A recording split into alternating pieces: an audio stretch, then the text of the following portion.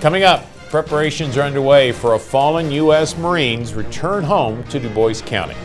And a special ceremony in honor of Alec Trawiski was held this morning at his mother's home in Du Bois. These stories and much more next on 18 News.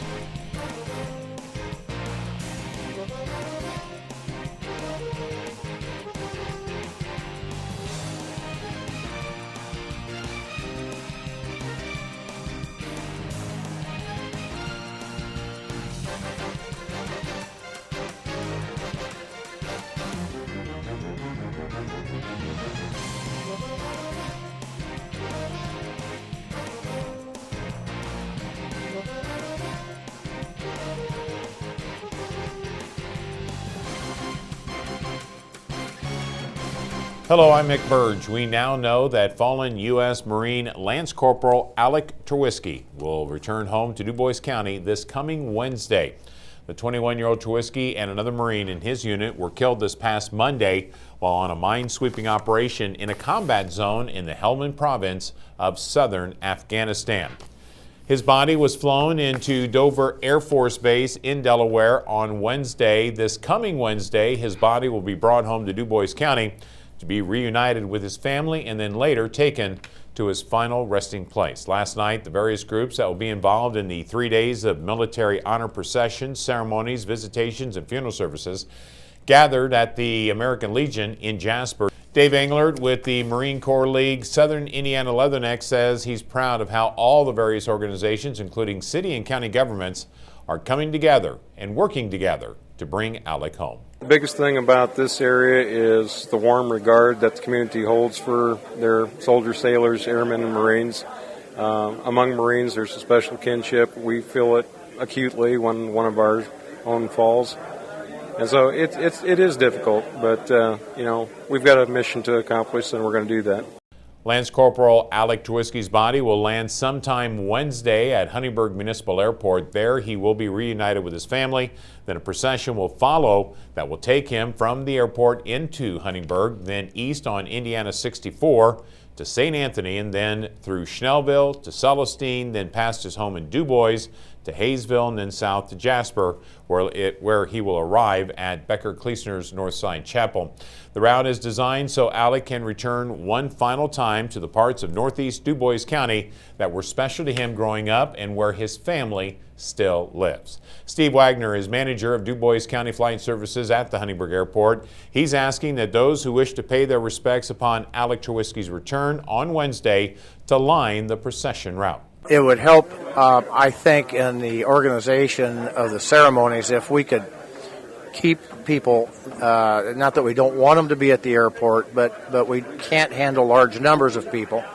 And I know that the Marine Corps League and the other organizations are planning on trying to have as many people, citizens and supporters for the family, lining the route that the fallen warrior will be taken on the day that he arrives back in his county. The United States Department of Defense has not yet announced the exact time when Lance Corporal Alec Trawiski will arrive in Huntingburg this Wednesday. We will, of course, pass that along to you when we know. Now, it's been announced that the public visitation for Lance Corporal Alec Trawiski will be next Thursday at the Becker Kleesner North Chapel in Jasper. Funeral services with full military honors will be Friday at St. Celestine Catholic Church. Times will be announced soon by the funeral home. It was also announced last night that the funeral procession Friday will follow a similar route out of Jasper on its way to Celestine, including crossing the Veterans Bridge over the Patoka River. There, the procession will pass under a large United States flag that will be hoisted by ladder trucks from both the Jasper and Huntingburg Fire Departments. This was done back in 2006 for the funeral procession of Corporal Eric Leakin. Leakin, also Marine from Du Bois, was killed in action in Iraq. Now, several other special ceremonies honoring Lance Corporal Trawiski are taking place in the days leading up to his arrival next Wednesday. These included a very special flag-raising ceremony that took place late this morning at his mother's home in Du Bois. A special flagpole was installed just this morning by Marines outside the front of Sandy Trawiski's house. 2 members of the local Marine Corps League, along with Sandy and Alec's brother Brant and sister Cody, took part in that special flag raising ceremony to honor their son and brother. The flag was raised and then lowered to half-mast, where it will remain in that position until after the funeral 1 week from today. The flag is in addition to the many others that were put up on Main Street leading to the Trawiski home Monday night after it was learned that Alec Trawiski had been killed in action. Another ceremony will take place later at Sandy Trawiski's home, where she will be given her son's Purple Heart Medal. Also tomorrow, the siblings of Alec Trawiski will take part in a special mass at St. Celestine Catholic Church in honor of their fallen brother. The public is invited to attend the mass, which begins at 6 o'clock. The Jasper City Council held a public hearing on the city's proposed 2013 budget. However, no one from the public showed up. This is the second year in a row this has happened. The city is proposing a 2013 overall budget of $17.7 million. The 2012 spending plan is about $16 million. Of the $17.7 million figure, $6.6 million will come from local property taxes. The City Council hopes to adopt the 2013 budget when it meets in October.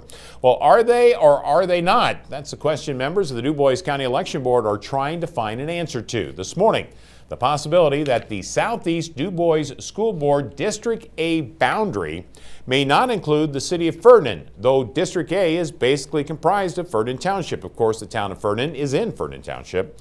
At the crux of the issue is whether or not an amendment to the elected school board's plan filed with the state many years ago, allowing the town of Ferdinand to be included in the school board's District A, is still valid. Now, the town of Ferdinand makes up a separate district on the board. Brian Partenheimer is the District A representative on the school board. He lives outside the town limits. He is being challenged in the November election by Dave Weiland and Neil Werney. They both live inside the town limits. To find the answer on whether the town of Ferdinand is included in the district will mean a trip to Indianapolis by County Clerk Bridget Jarboe, where she will hopefully find the answer in the state archives.